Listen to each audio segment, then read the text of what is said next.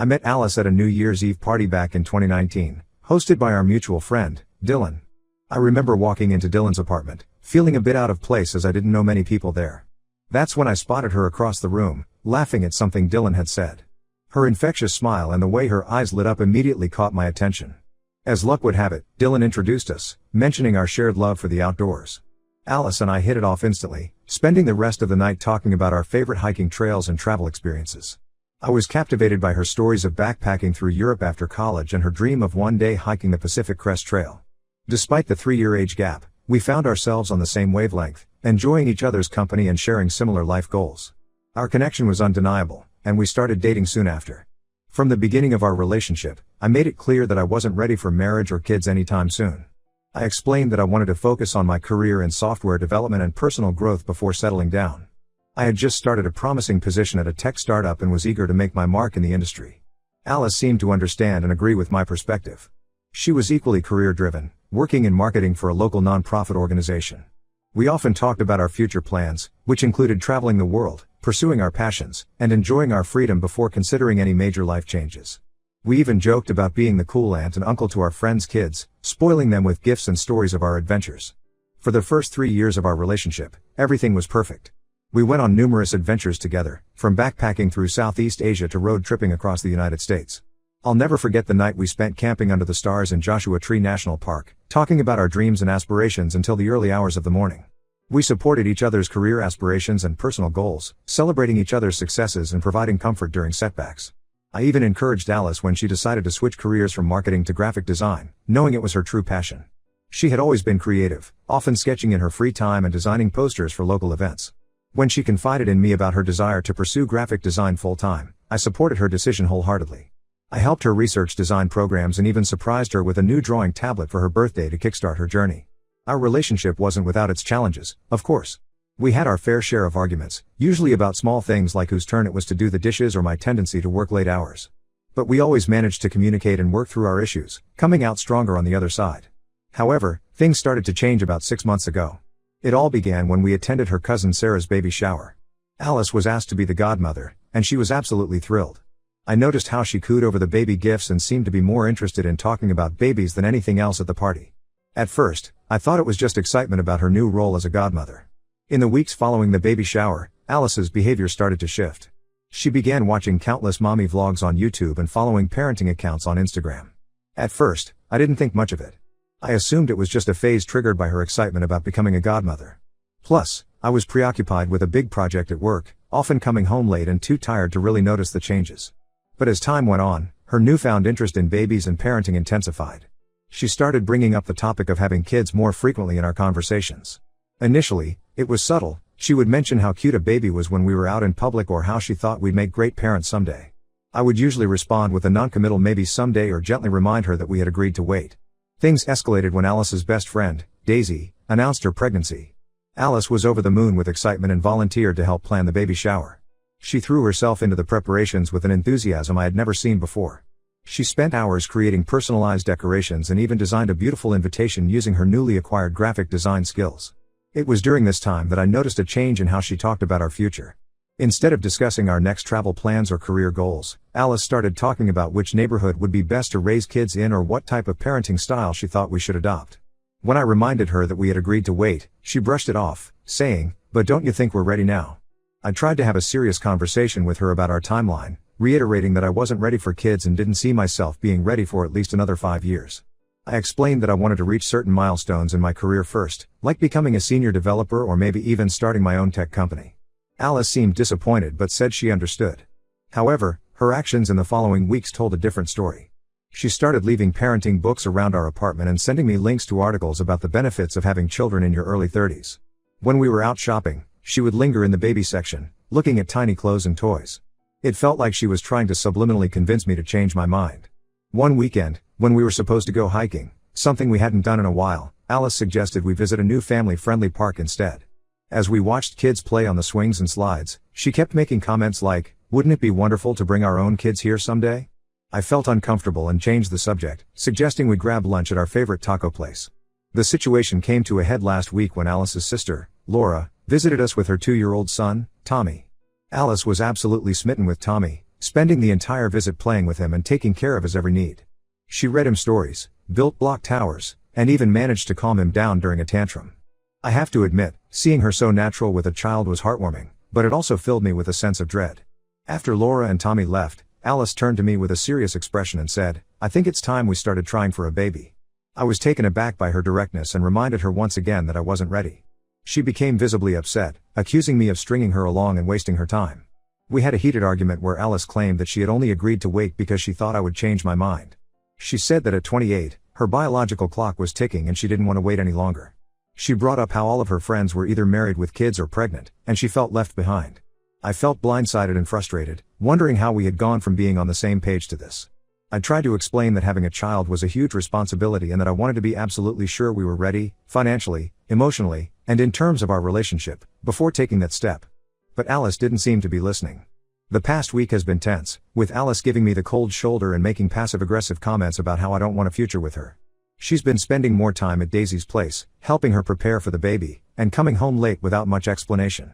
I love Alice, and I've always envisioned spending my life with her. We've been through so much together, supporting each other through career changes, celebrating our achievements, and creating countless happy memories. But this sudden obsession with having kids is making me question our compatibility. I feel like I'm being pressured into a major life decision that I'm not ready for. The thought of becoming a father right now fills me with anxiety. I worry about the impact it would have on my career, our finances, and our relationship. Am I wrong for wanting to stick to our original plan? How do I handle this situation without losing the woman I love? Update 1. It's been about a month since my original post, and a lot has happened. First, I want to thank everyone for their advice and support. Your comments gave me a lot to think about and helped me gain some perspective on the situation. After my initial post, I took some time to reflect on the situation. I realized that avoiding the issue wasn't going to solve anything, and we needed to have an honest conversation about our future. So, I decided to have another serious talk with Alice. I invited her out to dinner at Chez Marie, the cozy French bistro where we had our first anniversary dinner. I hope that a neutral setting might help keep the conversation calm, and the familiar atmosphere might remind us of happier times in our relationship. When we arrived at the restaurant, Alice seemed surprised by my choice of venue. As we settled into our usual corner table, I could see a mix of emotions on her face: hope, apprehension, and a hint of sadness. We ordered our usual dishes: French onion soup for her, escargot for me, and as we waited for our food, I took a deep breath and started the conversation. I began by expressing how much I loved her and valued our relationship.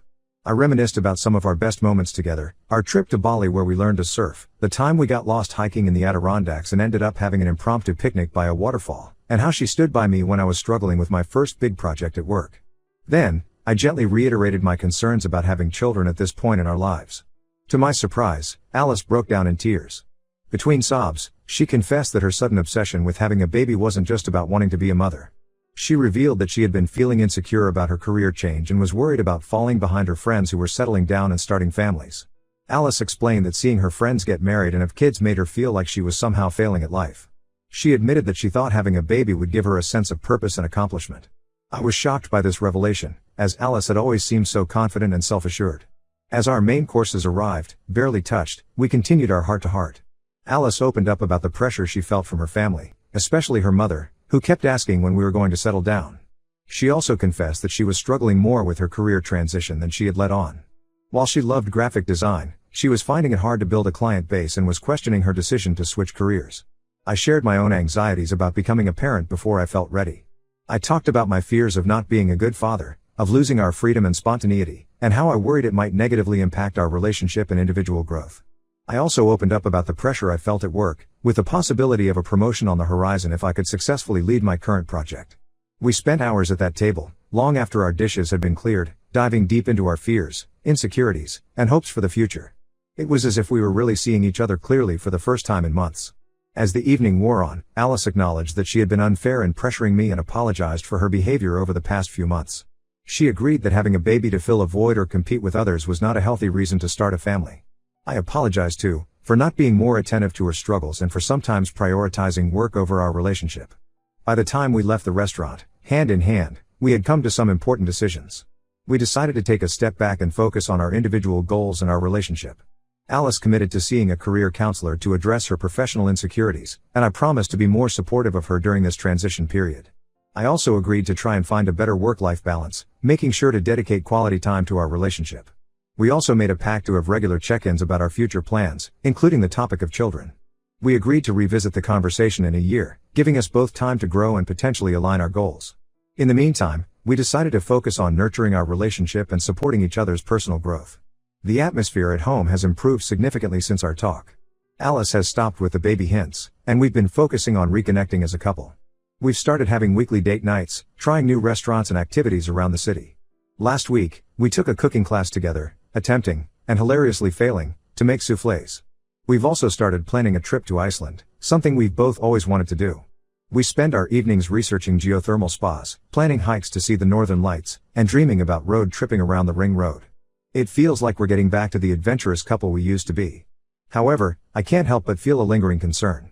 While I'm glad we were able to communicate openly and reach an understanding, I worried that this issue might resurface in the future. The underlying difference in our life goals is still there, just temporarily set aside. I'm committed to working on our relationship, but I'm also aware that we might ultimately want different things in life. For now, I'm cautiously optimistic. We're taking things one day at a time and trying to enjoy our life together in the present. I'm focusing on being a more attentive partner, and Alice is throwing herself into building her design portfolio. We're rediscovering the things that made us fall in love in the first place, and it feels good. Update 2. It's been about 6 months since my last update, and I wish I had better news to share. Despite our best efforts to work through our differences, the issue of having children continued to be a point of contention between Alice and me. Initially, things seemed to be improving. Alice started seeing a career counselor and was making progress in her graphic design career. She landed a few freelance gigs designing logos for local businesses and even created a website for a popular food truck in our area. Her confidence was growing, and she seemed more settled in her new career path. As for me, I threw myself into my work, successfully leading my team to complete our big project ahead of schedule. This led to talks of a potential promotion, which was exciting but also meant longer hours at the office. We went on our trip to Iceland, which was amazing and reminded us of why we fell in love in the first place. We soaked in the Blue Lagoon, chased the northern lights, and even went snorkeling between tectonic plates in the Sulphur Fissure. For those 2 weeks, it felt like all our problems had melted away, and we were just two people in love, enjoying each other's company and the beauty of nature. However, about 2 months ago, things started to unravel again. It began when Alice's sister Laura announced she was pregnant with her second child. I could see the mix of joy and longing on Alice's face when she heard the news. She tried to hide it, but I could tell the announcement had stirred up her desire for a baby again. At first, Alice didn't say anything directly, but I noticed subtle changes in her behavior. She started spending more time with Laura, helping her prepare for the new baby. She would come home from these visits quieter than usual, often lost in thought. Things came to a head last week when we were having dinner with my parents. My mom, unaware of our recent struggles, innocently asked when we were planning to give her grandchildren. Before I could respond, Alice blurted out, "We would be trying already if it were up to me." The silence that followed was deafening. My parents looked uncomfortable, and I felt a mix of anger and embarrassment. I quickly changed the subject, but the tension lingered for the rest of the evening. After we left, Alice and I had another heated argument in the car. She accused me of holding her back and said she was tired of putting her dreams on hold for me. She brought up how all her friends were moving forward in their lives, getting married, having kids, while we seemed to be stuck in the same place. I reminded her of our agreement to wait and revisit the topic after a year, but she said she couldn't wait any longer. She gave me an ultimatum: either we start trying for a baby within the next 6 months, or she would leave. I was stunned by her ultimatum. It felt like all the progress we had made over the past few months had been erased. I told her I couldn't make such a life-changing decision under pressure and that I still wasn't ready for children. We argued late into the night, going in circles without reaching any resolution. We spent the next few days in a tense standoff, barely speaking to each other. Alice started spending more nights at her sister's place, saying she needed space to think. I threw myself into work, staying late at the office to avoid coming home to an empty apartment.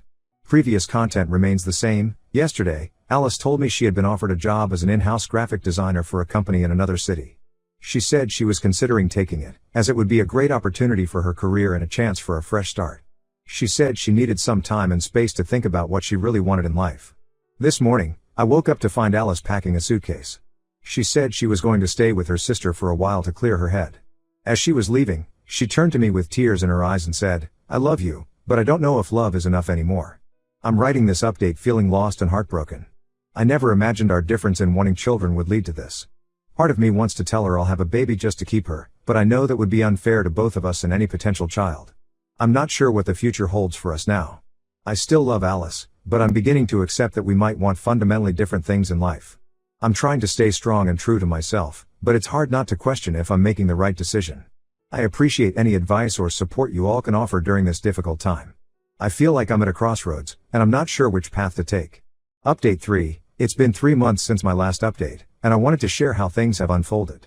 After Alice left to stay with her sister, we had minimal contact for about a month. It was a difficult and lonely time, but it gave me the space to really think about what I wanted in life. During this time, I threw myself into work and started seeing a therapist to help process my emotions. Through these sessions, I realized that my reluctance to have children wasn't just about timing or career goals. I had some deep-seated fears about parenthood stemming from my own childhood experiences that I had never fully addressed. My parents, while loving, were often absent due to their demanding careers. I grew up feeling like I was never quite the priority in their lives. This realization made me question whether I would be able to balance my career ambitions with being a present and attentive parent. It was a lot to unpack, but it helped me understand my hesitations better. About 6 weeks after she left, Alice reached out and asked if we could meet. We agreed to meet at Riverside Park, a place where we used to have picnics when we first started dating. The conversation was initially awkward, with both of us unsure how to bridge the gap that had formed between us. As we walked along the familiar paths, Alice shared that her time away had given her perspective too. She admitted that her desire for a baby had become an unhealthy obsession, driven more by societal pressure and comparison to her peers than a genuine readiness for parenthood. She had also started therapy and was working through her own issues, including her fear of missing out and her need for external validation. We both acknowledged that we had made mistakes in how we handled the situation. I apologized for not being more understanding of her feelings, and she apologized for pressuring me and giving me an ultimatum. It felt good to clear the air and be honest with each other again.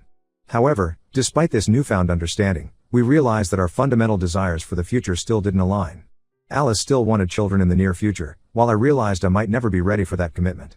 It was a painful realization, but we both knew we had to face it. With heavy hearts, we made the difficult decision to end our relationship. It wasn't an easy choice, and we both shed tears as we talked it through. But we recognized that it was the right thing to do.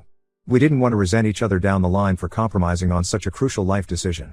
In the weeks since our breakup, I've been focusing on healing and personal growth. I've continued my therapy sessions, which have been incredibly helpful. I've also rekindled old friendships that I had neglected during the more intense periods of my relationship with Alice. Last weekend, I went on a camping trip with some college buddies, something I hadn't done in years. I've even signed up for a photography class I'd always wanted to take. It's been therapeutic to focus on capturing moments of beauty in the world around me. There's something about looking at life through a lens that gives me a new perspective on things. Alice and I have maintained a respectful distance, but we recently ran into each other at a mutual friend's birthday party. It was bittersweet seeing her, but I was glad to hear she's doing well in her new job and seems happy. She mentioned she's been dating someone new, which was hard to hear, but I genuinely wish her the best. This experience has taught me a lot about the importance of open communication in relationships and staying true to oneself. While it's been a difficult journey, I'm grateful for the growth it has brought me. I'm not sure what the future holds, but I feel more equipped to face it now. I want to thank everyone in this community for your support and advice throughout this challenging time. Your words of encouragement have been a source of strength for me. Here's to moving forward and embracing whatever the future holds.